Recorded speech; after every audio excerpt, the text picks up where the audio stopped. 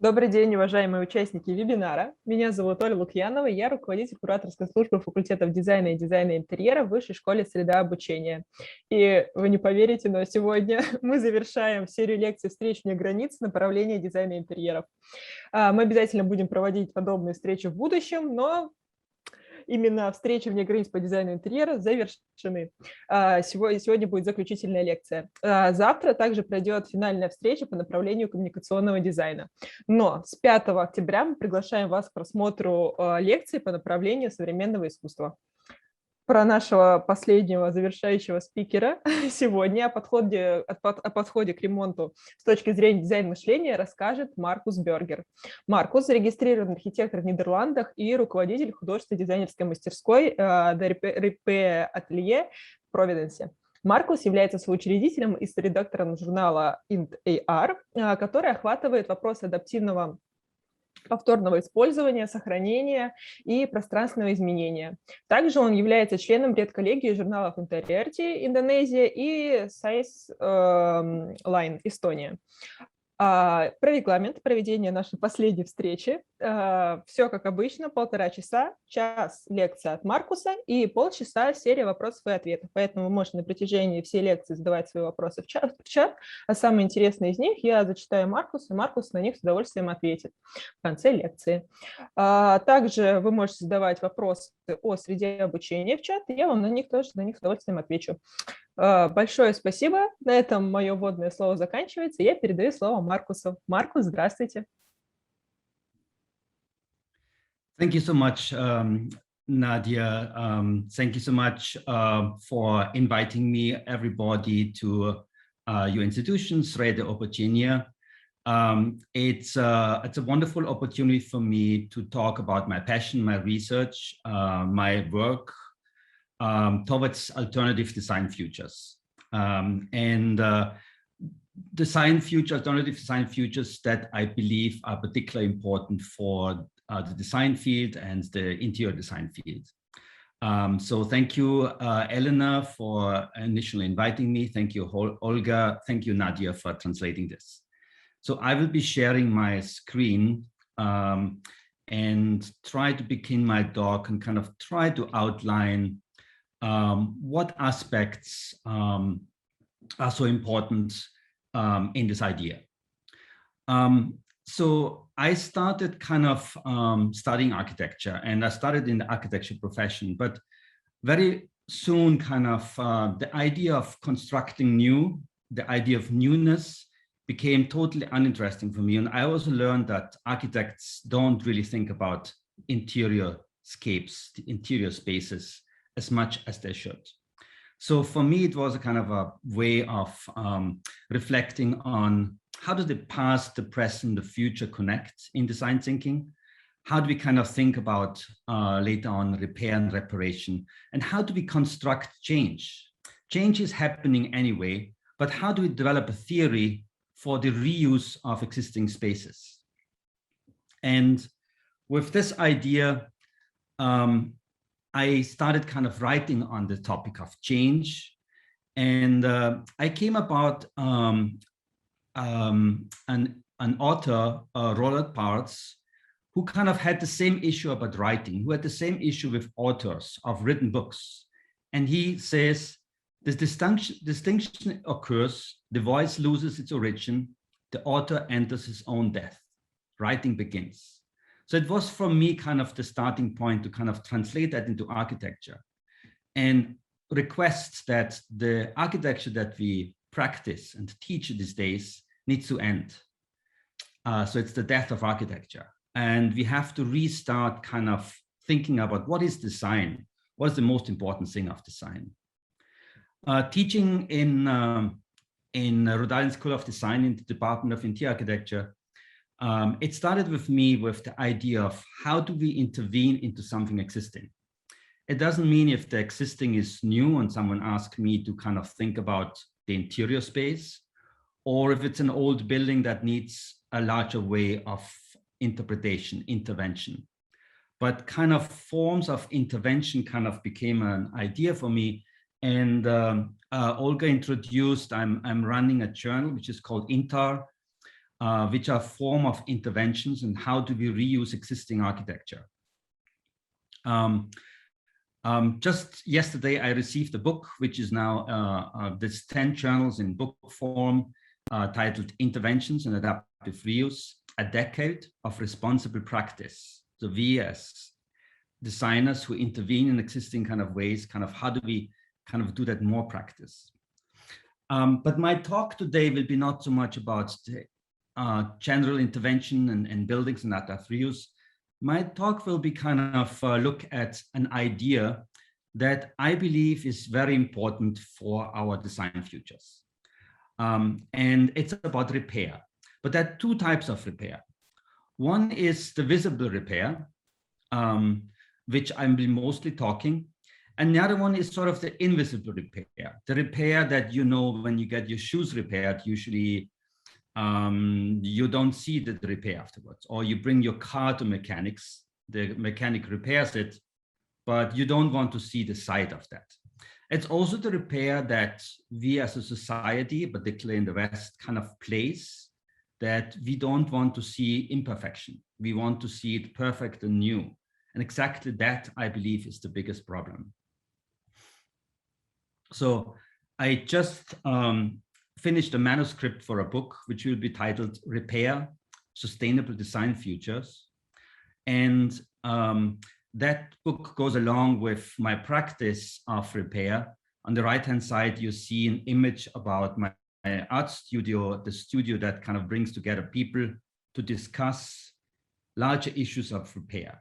Not just repair as a design, but also repair of relationship, of repair of ecology, repair of larger society, and trying to understand where this kind of the process of repair, which is much more important than the final act of the finished kind of product of repair, kind of goes. So in order to understand repair, one has to start by the idea of deconstruction. Unwanted objects thrown away by the society, landing in the huge kind of landfills. If you kind of take this kind of objects and start to deconstruct them, you also at the same time reinterpret them, and you're able to transform them. It's a process that is not merely about investigating original stories about something, but it's about the original itself. It's about exploration of the losses, abandonment, and additions as to give new meaning and identity to an object. What you see here, kind of some outcomes of chairs that have been thrown away, have been found on the sidewalk, and have been kind of repaired in a sort of each of them in a very visible way. They're not repaired as the chairs as they were. They became a kind of a new form, and they found kind of new form of creativity. This is the ceiling of my atelier. The space that I took over, former church, was 25 years empty. The roof was leaking, the ceiling started breaking. And instead of fixing the ceiling and kind of repainting it in the old blue and a new color, I decided to kind of leave that with its marks as a form of visible repair, or as the 15th century form of Japanese philosophy would tell us, it could be a form of Kinzuki, which I come later on in the talk. So repair into architecture and design as a sustainable design future model that needs kind of be practiced through actions, as well as kind of a repair through metaphors, a repair thinking, and a framework to develop in terms of kind of that design that goes well beyond the constraints of a single discipline. It's really our 21st century as designers, it's multidisciplinary, it's not singular. So the idea of using the idea of creative and critical thinking as the most important skills to navigate an increasingly complex world that we live in. Everybody younger than me, most of you, even kind of more important, right? To kind of how to kind of navigate this increasingly complex world that we kind of live in through design. So repair is nothing new, and repair in architecture is nothing new. Objects, being systems, ideas need continuous repair and always kind of need repair. Everything, old things, at some point break, they decay, they fall into pieces. But repair beyond kind of bringing them back to an earlier condition, or a system bringing back to the earlier condition, is not something that has been studied well enough. It's not a topic that has been reflected. It's not a creative kind of concept that gets much attention. Repair is in the media in Europe, in the US, as there are new laws to bring back the right to repair for the people. You can think about your phones, you can think about your computers, and not many of them are made to repair anymore. So laws kind of bring us back the right to repair. But that right to repair and that forms of repair, that's not exactly what I'm talking about. I'm kind of talking about thinking about the process of time, the critical and creative thinking in a radical transition. Our learning in college, our learning about a field needs to embrace creativity, diversity, uncertainty, and complexity. And as a designer, I believe it's enabled through making and remaking, through research and experimentation, even with the risk of failure sometimes. In 2016, I entered the Venice Biennale, one of the most exciting architecture and design exhibitions that I know in Venice, Italy. And when I entered the first room, which was curated by the architect Alejandro Arviena, who later on became the Pulitzer Prize, he used over 90 tons of waste generated in the Venice Art Biennale before. So there's always an art biennale, there's an architecture biennale, and they're always flipping around. So basically, 1 year they generate one exhibition for art, and then they remove thousands of tons, 90 tons or more of material, which is mostly what you see here from the ceiling are the studs, the metal studs for interior walls, and the wall is generated from the gypsum boards cut in slices from the interior walls, temporary walls. So that idea of reusing the materials of the past, but then reusing them in a creative way, so actually it generates kind of atmosphere. It generates an idea that creates a form of experience, right? As well as kind of visual kind of beauty, I would argue. So first, when I saw them, they looked like marble pieces, but actually it's just simple gypsum boards, broken, sliced, and stacked. So this idea of reusing our resources that we normally throw away is obviously nothing new. In some cultures, countries, kind of it's practiced better. In some, it's practiced worse. But the future from all of us on this planet is kind of really expanding on these resources. Here you see an image from a British artist called Nick Gentry. He paints portraits, but he uses reused floppy disks, right? Floppy disk kind of, which I think came out of use in 20 years ago or so on. But it's a reuse that it's a source that's not used anymore. And he's kind of trying to kind of look at it as a wider way of thinking, right? As well as kind of in architecture. This is by Super Studio, an architecture and design studio in the Netherlands for a project in Belgium. And the idea is kind of how do we kind of unleash our creative ability? How do we see and find potential in order to translate past waste material into contemporary future kind of design sources. Now, that kind of thinking may need some re-establishing of our aesthetic kind of understanding. When I was taking architecture classes, modernism, European modernism was the most important thing. And modernism in its own kind of right, kind of demanded kind of perfection. It demanded a disconnect of nature. It demanded kind of sort of the smoothness, the newness. Now, the idea of perfectionism impoverishes our aesthetic lives because it limits the range of sensuous qualities for appreciation. This is an extreme kind of case of Japanese strawberries, where they're so perfect, but they also kind of cost $8 a berry. The supermarkets, at least here in where I live currently in the US, you go in a supermarket and you get these perfect fruits. These perfect fruits are not better. When you bite into them, they may kind of actually kind of are worse because of their treatment, because of their particular selection process. But our society has taught us to kind of go towards the perfect, right? To choose the nicest looking one, not the best tasting one.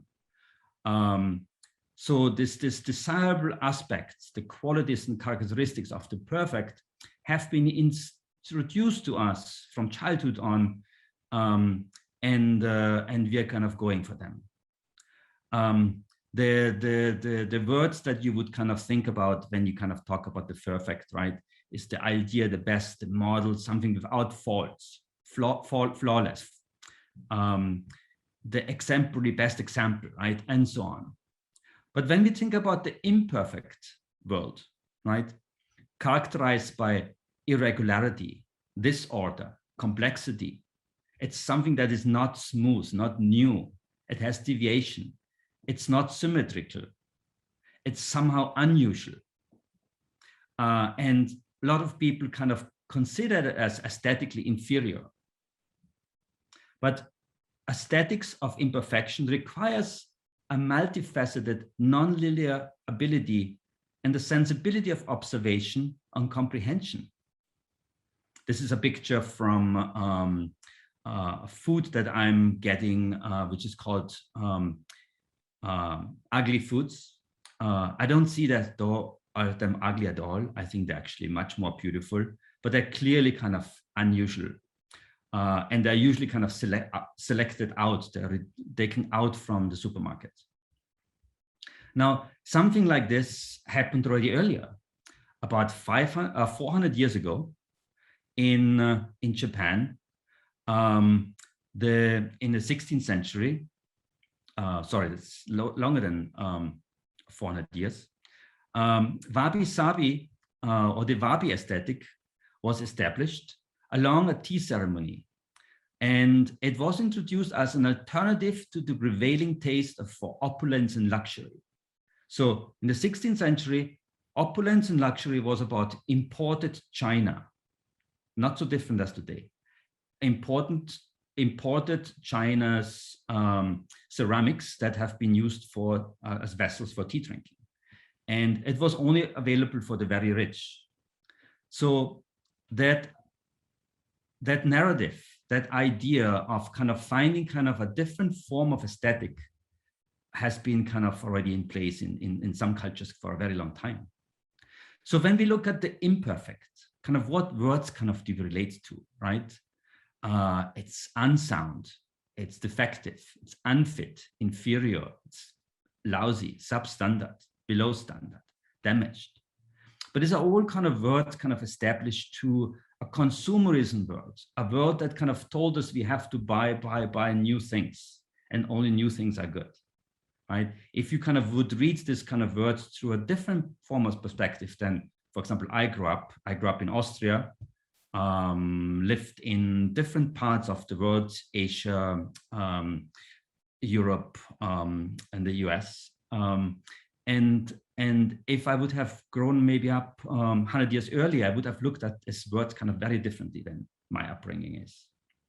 So this aesthetic of imperfection requires this kind of, as I mentioned, this multifaceted nonlinear ability and sensibility, which is so different than the idea.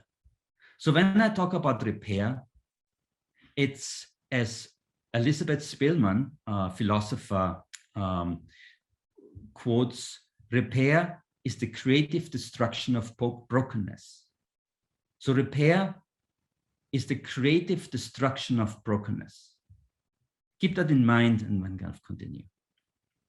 So in this kind of book, I co-authored with Kate Irwin, curator of textiles in the RISD Museum, talks about 4 larger topics. One is about reparative thinking in our broken worlds, where we kind of look at issues that are kind of relates to our current society, our current world right now. It deals with reparative practices, where we kind of look at wounds, sutures, and scars. It's a form of reparative thinking in terms of looking at alternative ways. And then again, reparative practices where we kind of looked at the patched and the reassembled. The book generally is conceived as a holistic approach to repair. The book casts a wide net to bring together scholars from a range of disciplines and traditions. Again, I mentioned that in the beginning, we are not in a mono world anymore. We kind of live in an interdisciplinary world. But we were also interested in different traditions, different languages, different histories. And it includes design, it includes history, philosophy, ecology, anthropology. For example, in this kind of first chapter, Broken Words, we tried to engage meaningfully, confronting the complexities of today's world and the necessities for deeper consideration about our way of thinking, acting, making, and teaching. This broken worlds we live in can be considered as just something that is broken or need to repair, something broken, a system of the garbage system that needs to kind of fixed. Or we can look at it as broken, yet we kind of find aesthetic values. The idea of peeling paint, eroded or weatherized materials have complex, diverse surfaces, colors, shades of colors that our senses are not very quick to be able to kind of make observations from. But we all understand that these surfaces, these broken aspects, they carry something that I think the 21st century society looks forward again. It's authenticity. It's kind of the idea of to perceive experiences that are beyond kind of the simple. Our senses kind of require, again, more complex things than just the simple white wall. In reparative practices, right? When we look at wounds, sutures, and scars, we kind of try to look beyond rigid binaries and conservative approaches of repair. Conservation of our heritage is sort of a conservative approach. The consideration for more context, to understand sight, to understand the idea of brokenness. These are crucial aspects to bridge the voids together and forge new pathways for future functionality. To embrace fissures, fractures, cracks, ruptures, and kind of use kind of the idea of the accident, the error, erosion, and breakdown of and decay in our design kind of languages. Here, a former student kind of looked at the urban fabric on the left-hand side and how often kind of urban fabric is kind of thinking about the US, but I see that in all parts of the world. Highways in the 80s kind of often kind of disrupted urban fabrics. And so how could we kind of suture, how could we kind of stitch together the things that kind of urban planners, designers, architects, whoever it was, kind of did for us, right? On the right hand also, you see this kind of modernist towers and the modernist kind of gurus of the past architecture.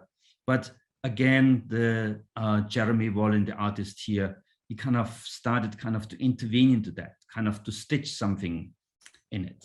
And the act of darning, the stitching, it's a very simple form of stitching if you know anything about kind of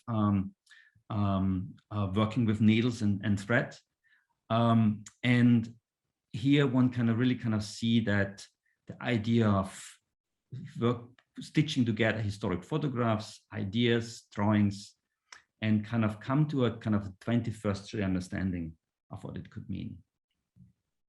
So here again, the idea of visible repair in the ceiling of my art atelier again, an attempt to restore an object's or building's original appearance implies that its aging effects and accidental damages constitute deterioration, a fall from grace.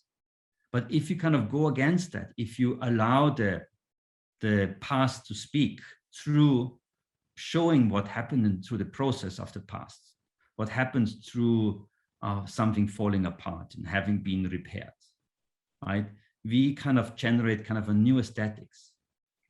So going back to the 16th century, I talked about wabi and sabi, Japanese philosophy, but there's also the idea of Kinzuki. Kinzuki also kind of came at the same time with this new way of thinking about a Japanese philosophy that needed kind of new interpretation. And it was called the art of golden repair. So the idea was, if you have a broken ceramic vessel and you kind of repair it in the beginning with red lacquer. So the glue that they used was red lacquer, and you would see the red line that was repaired. Later on, that was kind of replaced by gold dust. Or here, what they call Sandusky bladder from 1838, which was repaired on the backside at least with little kind of metal stitches, right? And the idea here in this particular plate was that on the front you don't see much, and in the back doesn't matter. But I would say the back is the much more important thing. The back kind of tells us the story. It tells us what happened. It tells us kind of maybe kind of opens questions, kind of why has it been broken? But our society in the past developed a distaste for aging, a distaste for decay, a distaste for the broken. We, in our day, this distaste we could call productionist bias. So this is kind of associated with the industry production, which could produce a new thing instead of kind of repairing the old one. So here, kind of a more a Korean, more traditional form of Kinzuki, where you kind of see kind of a crack and two broken pieces from a bowl have been repaired through this idea of golden repair. As well as here, there are traditional kind of two traditional kind of items from Japan, where the idea of the broken pottery was mended through kind of this lacquer dusted with, in this case, gold, but it was also often silver dust or platinum dust. If you ask kind of what has to do with interior architecture, interior design, I show you a beautiful example. It's called Anahi. It's an Argentinian restaurant in Paris. And you can imagine an Argentinian restaurant fits perfectly into a former butcher shop. So this place was formerly a butcher shop, and the butcher shop had all this kind of white, simple tiles. And when the Argentinian restaurant kind of moved in, instead of trying to fix the tiles so you wouldn't see, or what most of the designers would have done, just kind of put new tiles in front of it or a new wall in front of it, or remove them altogether and place something new. They decided actually to do a sort of a Kinzuki repair. They used gold paint, and they kind of went around and kind of all this kind of installation you can imagine from a butcher shop, they kind of painted them over.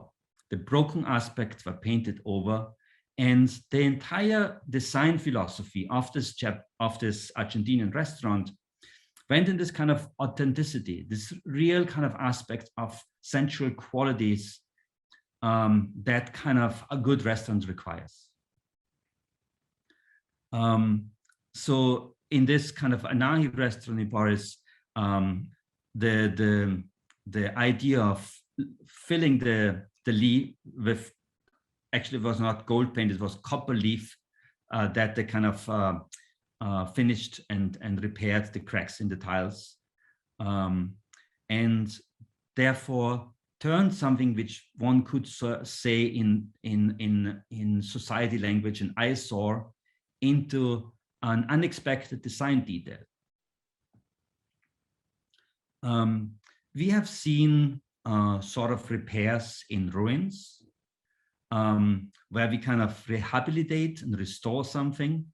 But if you kind of not just see it as a temporary bracing of a falling kind of ruin wall, but actually if you kind of see it as a design element that is part of that wall, but you're not fixing some stones inside that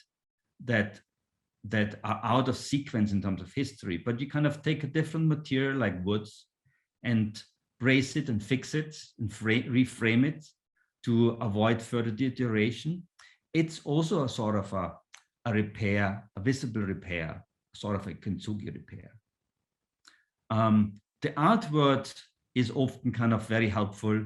Here we see a work by Jan Worman, who kind of uses Lego that that toy for children that is around for centuries, which is actually produced out of a plastic that is very kind of strong, holds generations. And all over the world, kind of the artist kind of started kind of fixing, repairing particular walls with his Lego pieces. In the chapter of reparative thinking, how do we think about alternative ways? We kind of look at issues that engage with questions from broken word thinking and illustrate potential alternatives to broken societies, ecologies, things, systems, and spaces. One author kind of talked about the idea of the trans repair. Trans repairs, repair happening after using kind of the wastelands of computer and other technology landfills and kind of reconstruct. So one is on the left-hand side is happening in South America, a young high school student kind of using kind of pieces from waste deposits.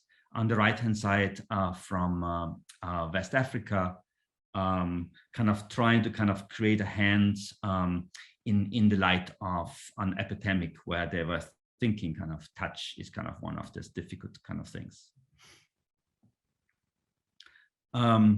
Here, Christina Kim, a Korean designer living in the United States, who remembered her grandmother mending socks, and listening to the stories of how you mend, when you mend, how much new you bring into the mending.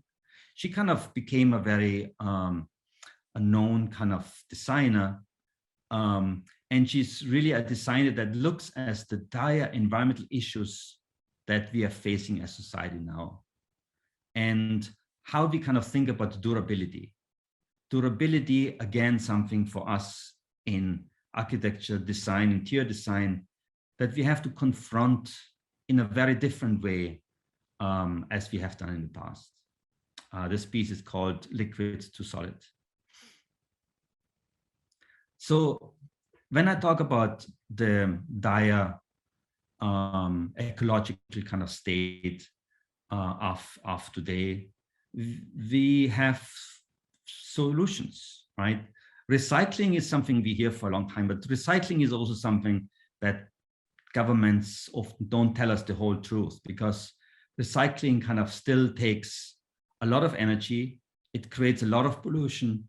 It takes a lot of water, often a lot of other resources, just to produce, to recycle a system from one to the other.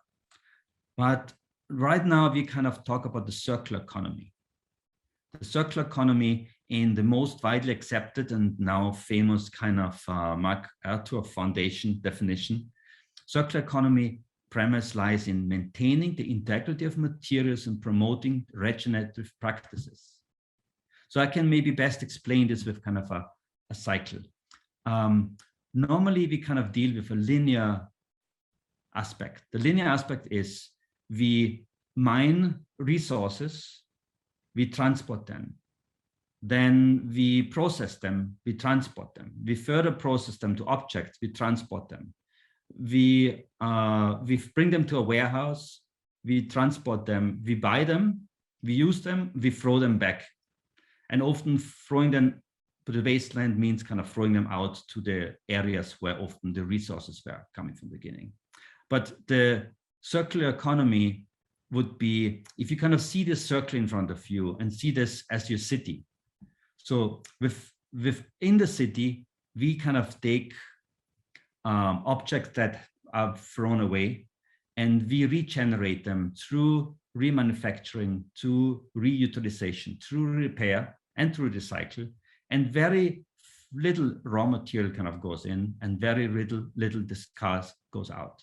So we recycle our objects that we design within the city, maybe within the site,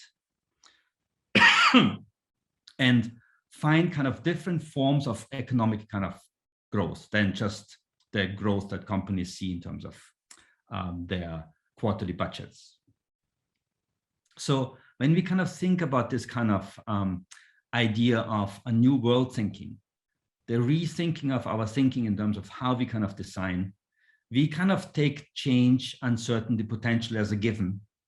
We kind of think about how systems break. We kind of think more about our stuff, the stuff we buy, the stuff we use in time and in its context. We kind of really reflect more about the discarded, the wasted, and the dumped stuff. We kind of look as designers at the making and the unmaking of things. And then we kind of go to processes and thinking of repair, to kind of a new kind of the destruction of the brokenness, right? Where the beauty of something broken kind of is in our values, in our society values. And this is an image from Athens in Greece, in a particular part of the town, where this is certainly practiced. And I'm sure you know such things that is practiced, where you can get a second-hand wash basin like you see here, and install it. But as designers, we often don't go that way because we think our clients want something new. So we have to question that kind of why. So in the fourth part, in reparative practices, batched and reassembled, we kind of engage with the practices and process that illustrate various approaches to a mindful act of joining things together, joining jagged edges. One good example for this is a Japanese and Korean old practice, and it's best known as Boro. Boro, a Japanese kind of philosophy, which kind of started late 1800s, 1900s, from very poor farmers, fishermen, which is kind of a continuous process that went over generations, where you had a jacket, and when something ripped because of wear and tear, a patch was added to it. And then over generations, patches kind of added on top of it until it became this beautiful, absolutely wonderful kind of patchwork of cotton fabrics, blue jean cotton fabrics that were added on top of it, and kind of generate this kind of new thing together, this new holistic idea. We see this kind of also happening now kind of in more contemporary versions, or here in Christina Kim's work, another Korean artist living in the US, producing out of worn, broken, thrown away patches of textiles, kind of new ideas. This form of repair is also often seen kind of in architecture and design. This is the Joint Trust Warehouse in Shanghai. During the time of Japanese occupation in Shanghai, this was bombed. And after the Japanese were gone, the Chinese replastered it. But then a couple of years ago, they did an exhibition about the Japanese occupation. And they kind of actually looked at the surfaces and analyzed the facades, analyzed kind of where there was brokenness before, and repaired the repair. Basically, they undid the repair in order to kind of show the past, talk about the history, use it as a narrative device. Or in a very different kind of way, South African architect that I and a student of mine interviewed, Kevin Kimwell, who, for example, in this case, what you see here, uses waste material, re-engineers waste material, and then makes buildings with it. In this case, 80% are just reused or recycled materials that he uses for this particular crash. This is the outside wall. This is the inside wall, what we just seen from the outside. And this is the lady who is actually running it's a kindergarten. David Kimwell kind of thinks about the circular economy in a very large way.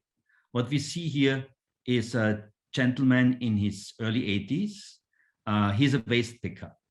And what you see here kind of on the left top is his little cart, where he kind of pulls kind of very heavy kind of loads up the hill, then stores them. So Kevin Kimwell started working with him to redesign his cart. So you see him on the right bottom with his new cart, where he has a much easier way of, and then he kind of worked with him to also kind of redesign the storage that he uses. And then he works with him to take his products, buys them, re-engineers them to kind of rebuild with that. Or here an example in Britain where the designers didn't think about re-smoothing the wall as we often do, refilling it, but they exposed the breakage, they exposed the suture. They exposed the kind of thing and used that kind of as a new way of authentic design element. You can also, that's me running one of my mending workshops. Not that I'm any good in mending, I'm terrible in it, but telling people this is okay to have a moth-eaten sweater like mine, and to bring in very colorful elements, not just trying to kind of find the same color and kind of fix it, but by basically kind of just working over it. This is actually a very famous chair that someone threw away. It's from 1910. It's from Mies van der Rohe, from the Bauhaus. That landed somehow with me because I said 1910, so it's more than 100 years old. So the natural fiber dried out, broke, and someone threw it away. So a student of mine started kind of stitching it together, right? This is kind of visible repair. And now there's a new story in that. It's not just the story of Mies van der Rohe and the Bauhaus and the production of steel that could be kind of transformed as a pipe. This was the first time coming from the bicycle industry, that a chair, a steel pipe could be kind of fused into as a pipe and not made out of flat part, bended and welded. So all these questions kind of ask kind of why repair. I talked a lot about the visual aspect, but it's also important to kind of talk about what kind of repair really kind of does to us as a learning tool, as a tool for society. And we kind of put together that we think kind of repair is about learning and innovation, right? Forms of repair can motivate learning and design, drive research. It can enhance innovation and kind of enhance kind of a new form of material thinking. Repair is about creativity, imagination, and discovery. So it's an enabler of imagination and a tool to usher one's creativity. Repair also builds activism. Repair can generate activism on the social, political, and environmental topics. Repair obviously can expand life. It gives an opportunity for extended and a second life to objects, spaces, ideas. One can develop community, promote economic and cultural vitality and the rebuilding of a craft. Repair is finding alternatives to, I'm talking for the US when I say that's 2.5 kilograms of household waste per person per day in the United States and similar countries. And we can really reduce through repair this kind of waste. Repairs also adds potential and value so that beauty can be found in all things. So it's generating a social and aesthetic and value-based mindset for our society, which kind of doesn't require anymore the kind of the idea, the search for the new. And repair can create an alternative to consumption. This consumption as this form of industrial kind of productive kind of force. And I think repair can also bring value to our heritage. It can, layers of decay can be seen differently and can be seen with philosophy, aesthetics, and value instead of just something broken. So again, going back to the philosopher Elizabeth Spielman, we need to restore a form of continuity with the past in the form of breaks and fractures to that continuity. So we want to break the idea of a linear kind of idea. And we kind of want to kind of see kind of much better the past through our actions. So often, as many things, repair starts with deconstruction. To deconstruct in design, for example, and I do a lot of deconstruction ideas, thinking and actual deconstruction with my students. Deconstruction makes us to reevaluate the way in which we come to understand existing things, ideas, building spaces. Deconstruction is designed to penetrate our static understanding of any given thing. Yeah. So, for example, one of the first chairs that I got, it was a year outside. It was totally broken. The first thing is kind of to deconstruct it totally, and then by accident, I just put all the deconstructed and re-cleaned kind of pieces together. So immediately one can see other things inside there than just a chair. Yet one recognizes also the chair. So I have a couple of hypotheses about the idea of deconstruct and repair. One is nothing is new. All making is remaking. I try to say even a new building or a new interior space made out of only new components, it's also not new. It's also remaking. Any act of creation is at first an act of destruction. This is actually a slogan by Pablo Picasso that any act of creation is first an act of destruction. Another hypothesis is creativity is taking things apart and putting things together again. If you start with that, if you're ever stuck in the design process, just take apart what you have, which we often call analysis, right? Kind of to look at individual kind of elements, and then we put them together again, maybe slightly different, which we often call synthesis. Here a work by Gordon Matter Clark, someone who studied architecture, hated architecture, and kind of became an artist. And his way was to deconstruct existing spaces and buildings. He wanted to reveal true potential of things. He wanted to reveal the stuff that we usually don't see. My last hypothesis is taking apart something is to understand better the relation between the things. Therefore, taking apart is also research. And as the end of the book, we kind of try to kind of generate a call for action, a collective call to action for us designers to kind of think about the future. And it's basically actions points on 4 topics. One is rethinking our communal values.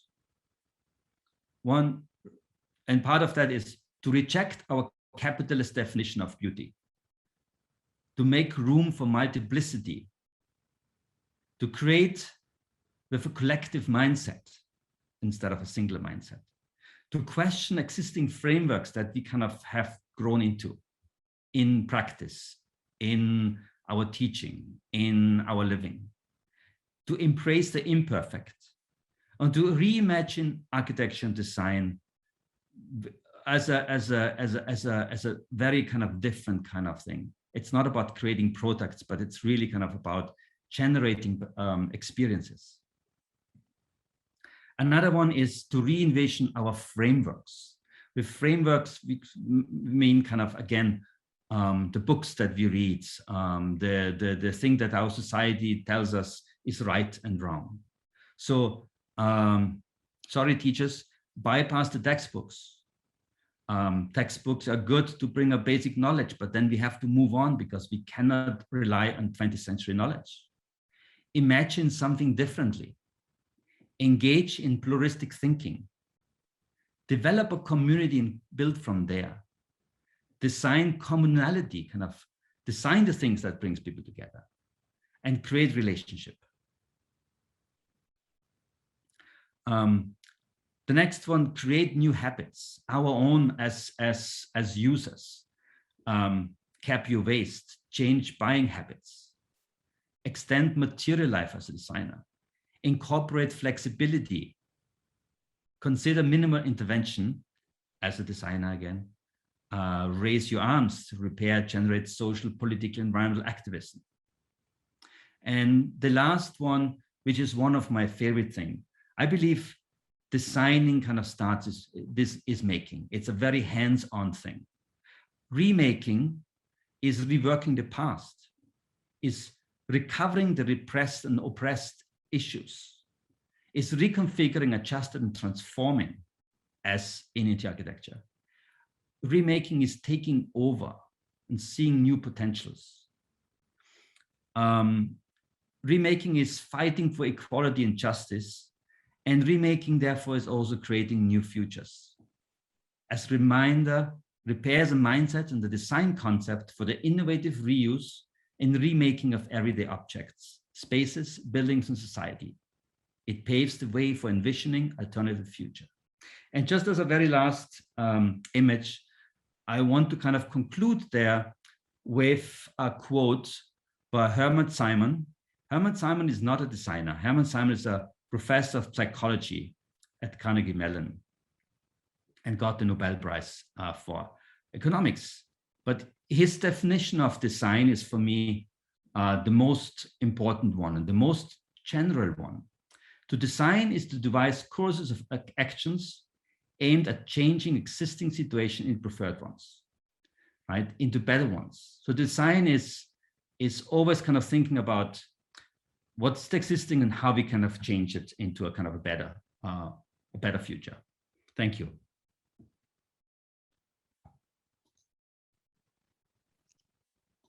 Маркус, огромное спасибо, это было что-то великолепное.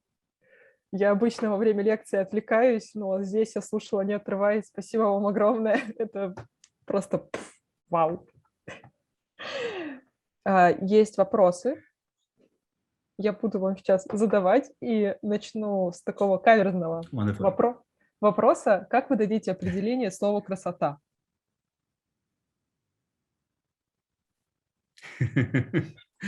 I think it's a question for a philosopher, not for me. I believe that we all have our own aesthetic values. The other day, I talked about beauty with my students, and I switched on a video about an opera singer, an old lady with a high-pitched voice, with clothes that are just totally foreign to us. And then I asked them, who liked that? Who can be with me? Can you imagine if you are actually in front in the actual space where she is singing, that you would enjoy it more than you kind of on this video, right? And we all agreed to disagree and disagreed to agree that we all have our own kind of ways of beauty. But I do believe that our current society has a form of a vision of beauty that is produced through the industry, that is produced to the economic values of production and industrialization, and is produced by the things of kind of that we produce in thousands to a perfect quality. And that's the beauty and aesthetic that I kind of try to question for us as designer and for the society in the future.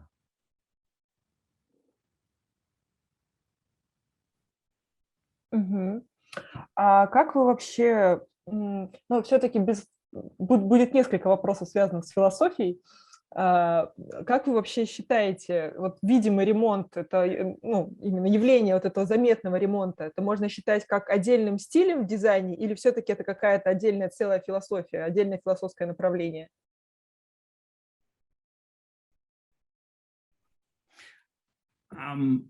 Again, it's maybe a personal kind of thing, because I don't believe in styles. I always have gone against the idea that something is done in so-and-so style. I believe in integrity. I believe in values. And I try to understand, for example, a client's larger way of thinking and respond to that. But I don't believe in style. So it's very difficult for me to answer in that way. What I see repair, it's an alternative. It's an alternative to kind of how we kind of see, approach, and design our environment. Sorry, not a straight answer. На самом деле ответ очень интересный. Вот вы сказали, что вы не признаете стиля.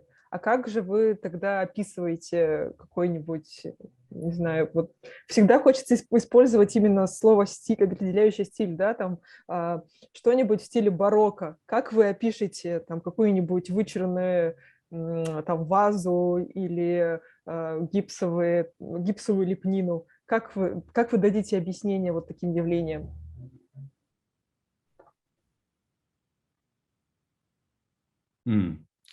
First of all, I believe that in different languages, the idea of style is translated and seen kind of differently.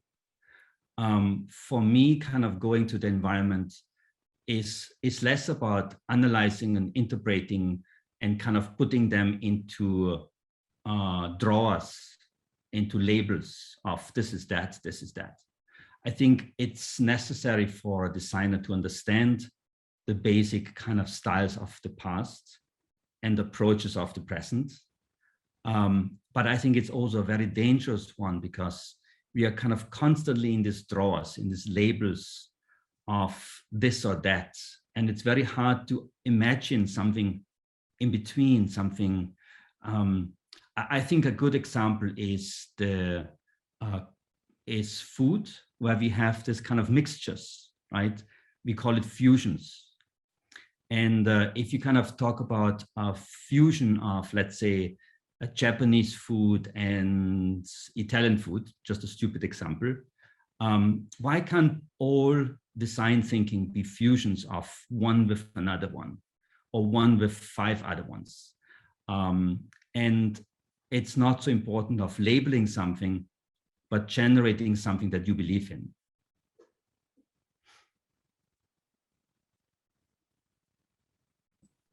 Супер. Следующий вопрос. А что должно такое произойти, чтобы люди реально начали использовать материалы 2-й, 3-й, 4-й раз? Ведь у нас просто уже заложено, что выкинуть и купить новое намного проще. Это просто легче и дешевле во многих случаях.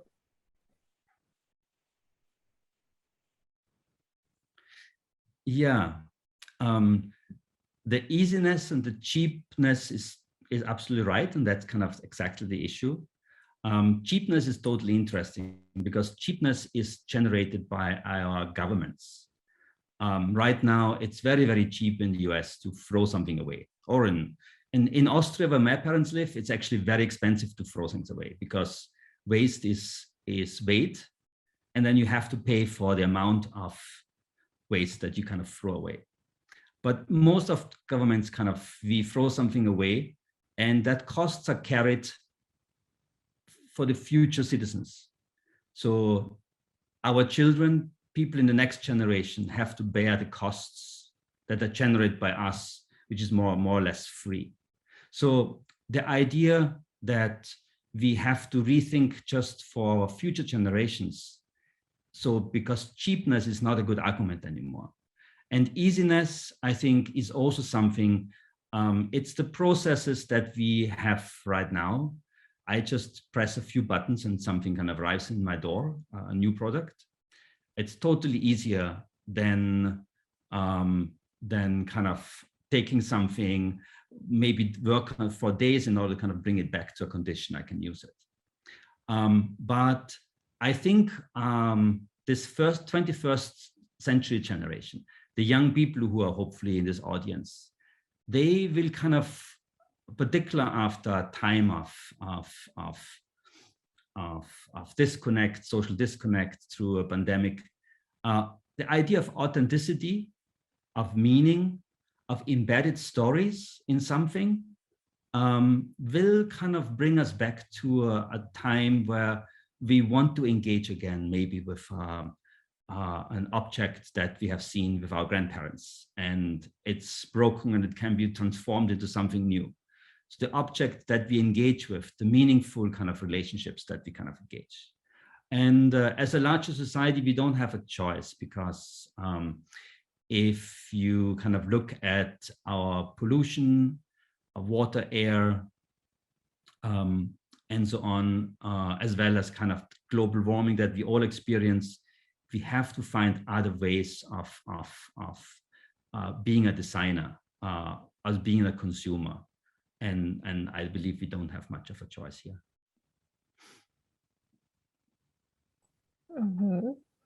Маркус, и последний такой философский вопрос, из явно философских. Как вы относитесь к современному искусству?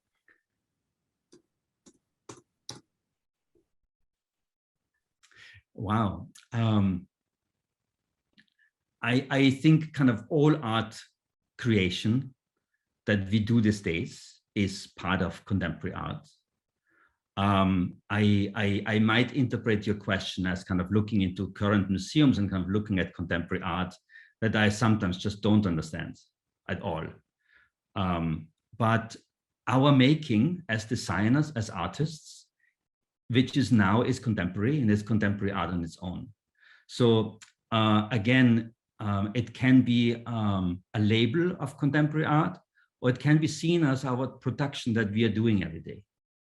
If you go home and kind of start on a painting, it's contemporary in many ways. Even you made use a 300, 400-year-old technique. It's still contemporary because you kind of interpret your world as your own. So yeah, without kind of going into the idea that It happens to me often that I go to a museum, see contemporary art and don't understand it. Maybe the artist, maybe some other people understand it. Therefore, design is making and remaking, and that's kind of contemporary art for me.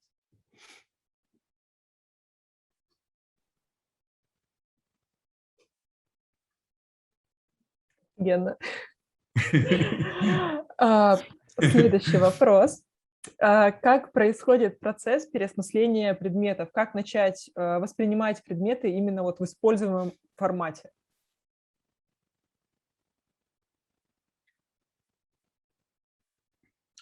An open mind, the idea of just starting to work with it. So sometimes getting our hands dirty, breaking something apart, taking it apart, unscrewing something. And the insight we gain opens up imagination, opens up our creative responses, open up connections with something maybe you have seen in an art museum, the contemporary art piece I was talking about. Engaging kind of this thing, not being fearful, fear, hesitancy, the fear of making a mistake, kind of are the biggest issues about our own creative processes. So just believing in yourself, gauging your hands, and working with it is often kind of the easiest and the simplest kind of way of seeing new potentials, seeing the potential of a new function, seeing the potential of a new thing. Not everything always works as a functional aspect. Generating an experience of the process, as well as maybe the experience of other people then viewing that piece.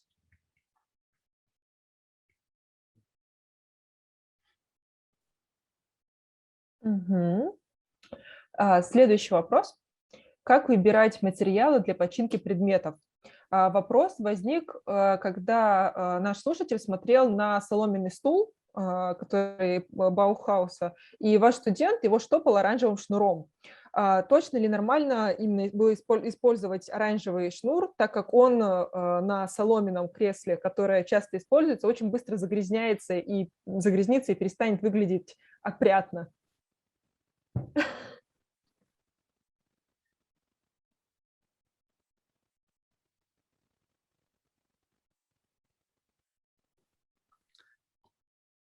Yeah, so very good question. And I also kind of like the way you addressed it, right? We can repair things, but we can also repair things, bringing back together again, right, as pair. And I think kind of research to try to understand kind of the intent, the original intent, the use over time is a really important part. The finding then new, so for example, one of the Mies van der Rohe Bauhaus chairs was repaired with inner tubes from bicycle tires, which is kind of part of a research that relates to the story I told, that the first steel frame kind of furniture were built because the bicycle industry found a process of making pipes. And then from the bicycle industry, kind of it went into production of furniture. So the inspiration of the bicycle industry kind of came back as a reused kind of tubes, right? Over the years, I learned that inner tubes from bicycles are not very good in tension, for example, right? My work is not so much kind of making a long-lasting kind of furniture out of it, but kind of looking at alternatives. And through that making of alternatives, also the learning. So for example, one of the chairs used leftovers from an industry that makes backpack stripes or car buckling kind of stripes. They are totally kind of strong. They don't get dirty. They don't get broken. They're very kind of long lasting. So I think that's maybe the person has seen. But I also kind of tried to other cotton-based kind of ropes that one has to be more careful, or one has to find ways in a sustainable practice to protect the yarn from wear and tear. So it's mostly forms of processes, forms of experiments, trial and failure, just like when we were in tens of thousands years ago in the woods, and we had to kind of figure things out. We did a lot about trial and errors in order to kind of get something right. But it's the most important thing is just to try.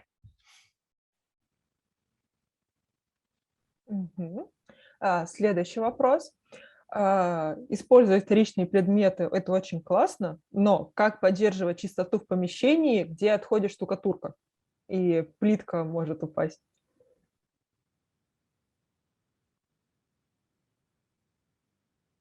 Как-то это закрепляется или чтобы сохранить?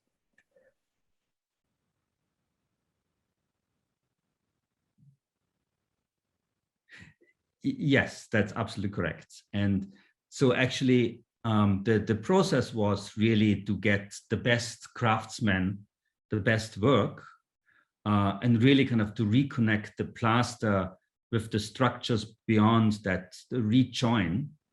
But in the end, not kind of making the visual appearance, the surface. Often the final design aspect is just a layer of paint, not kind of what is really behind.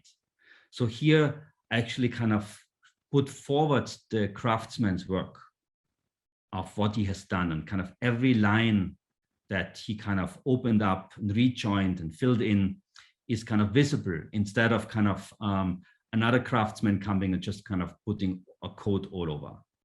And what we also see in restaurants, in hotels, at least in Northern Europe that I have experienced, is that this broken aspect have been exposed, and there are different varnishes. There are some wax-based varnishes that actually can kind of seal them off.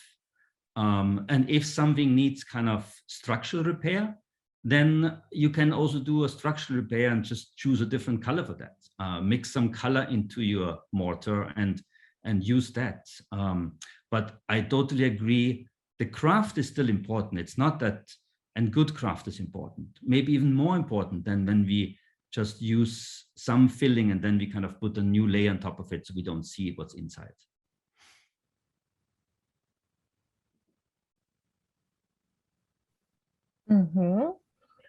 Скажите, а помогают ли знания устойчивого дизайна в случаях, когда нужно создать что-то абсолютно с нуля? И как это вообще можно использовать?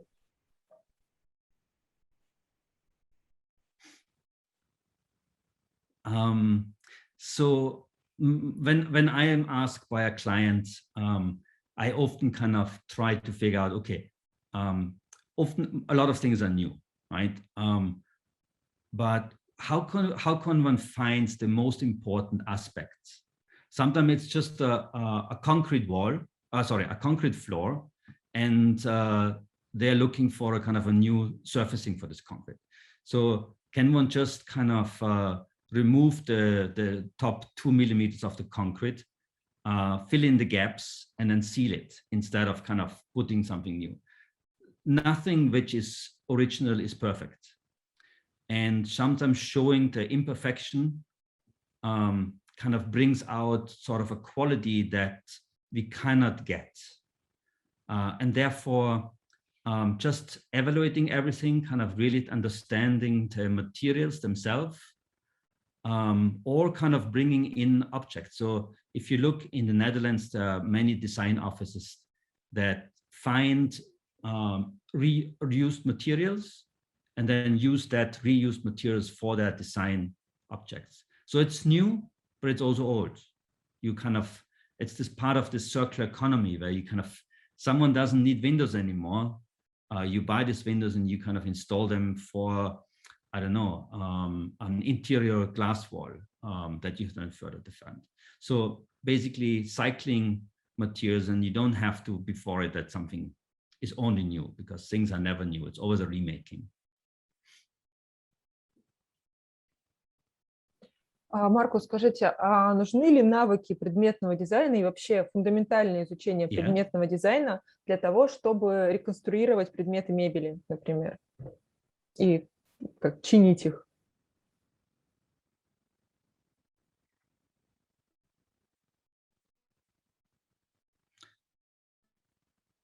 We have all different skills that come with us since childhood.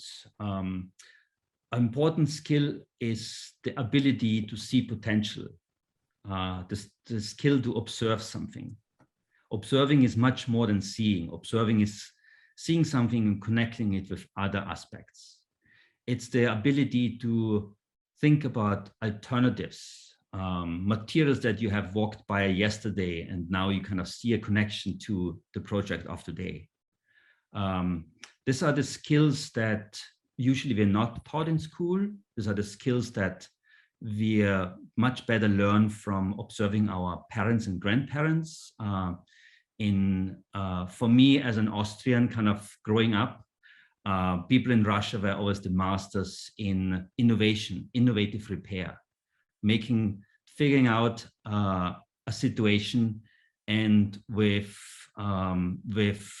sometimes little means kind of are able to transform a situation. So it's the creativity of the person to see potential and to act to the potential.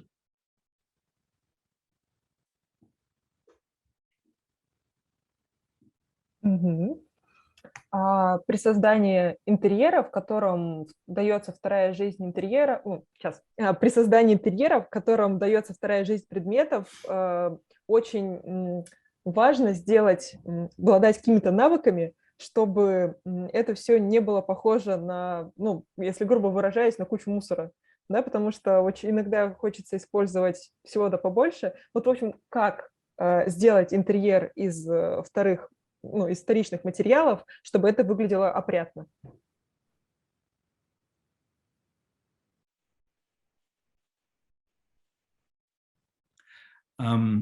So one is kind of to add even more objects and to kind of create the famous patchwork, the collage, where by joining more and more, they all become automatically holistic.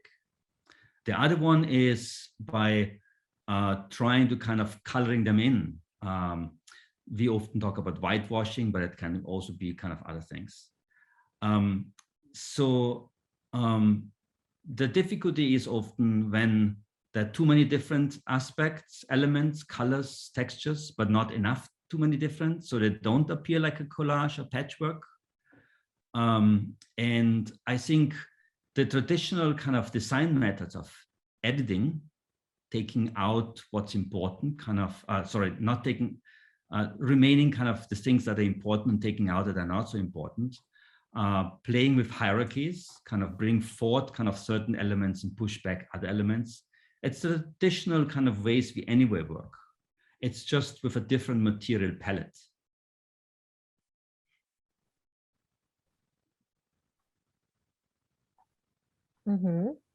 Маркус, и последние два вопроса. Будем заканчивать.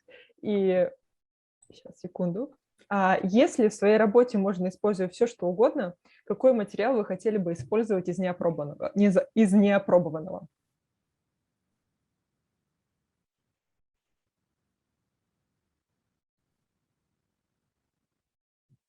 Wow, that's the most difficult question of the day.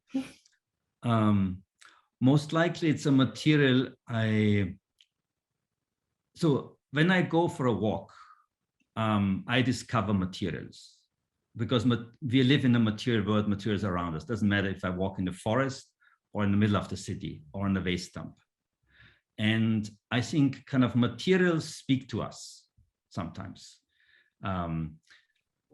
engage us. So as a person who kind of keeps on learning and loves experimenting, I look for new challenges.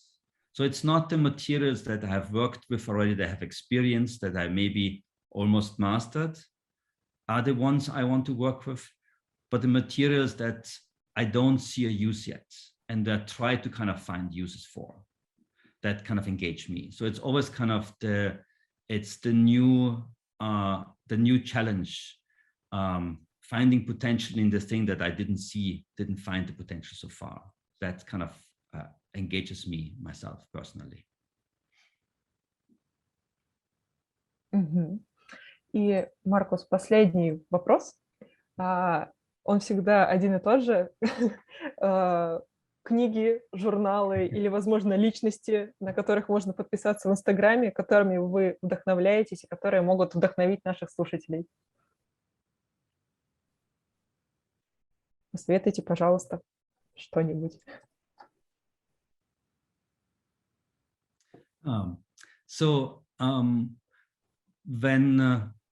Since I have an architecture training and I worked as an architect for a long time before I was disinterested in architecture and moved to interior architecture, people still ask me, who is your favorite architect? And I usually tell people I don't have a favorite architect. But recently I saw a show by a young Japanese architect called Yohani Ishigami. And then looking at his work, and he combines art, landscape, architecture, interior design, interior architecture, furniture, and so further. So it's not, I could hardly always give one name for it, but in this case, it's really kind of this young Japanese architect, Ishigami, who really kind of lives in the mindset of the 21st century, works with a very wide range of materials, including kind of a lot of kind of reuse,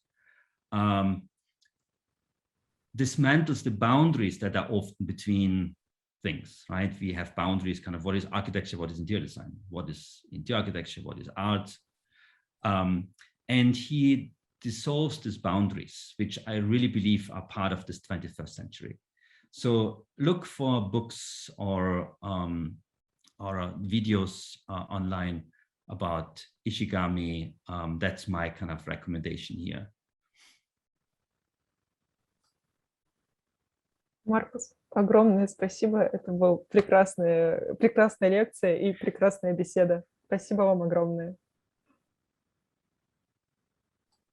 Thank you, Olga. Thank you, Nadia, for this amazing translation. I've never done that in that form. And thank you for everybody else, which I hope at some point I get a chance to meet. And have a good evening. Супер. Друзья, ну что, будем заканчивать. Спасибо всем большое, всем участникам лекции. Будем рады видеть вас на других вебинарах школы среды обучения и на встречах вне границ, которые все равно будут продолжаться, несмотря на то, что у нас сегодня последняя лекция по направлению дизайна интерьеров. Всем пока!